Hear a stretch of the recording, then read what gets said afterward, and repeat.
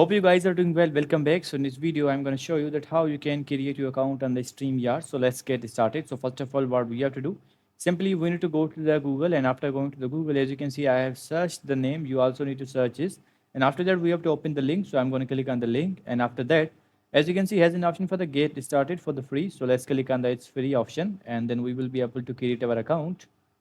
So as you can see now I'm going to click on the continue with Google and I will choose my email account which is already added in the Google Chrome. So let's choose that and then we have to click on the continue. Let's click on the continue and after clicking on the continue we need to wait for a few seconds until it loads. So we have to wait for a few seconds.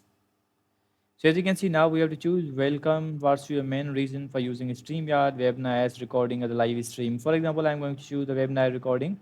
I'm going to choose the recording like and let's click on the continue. As you can see now try professional for free. So as you can see this is the option.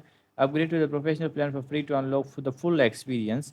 And let's click on the continue and after that as you can see when no charge will be applied for you at a time. So we have to provide the card number. These are the payment details. If you want to provide the payment details, you can also do that. But I'm going to cut this one. So let's cut it. So as you can see now our account is created. So in this way you can create your account which is very easy to understand and which is very easy to create your account on the StreamYard. So I hope you guys understand this video that how you can create your account. So see you guys in the next video.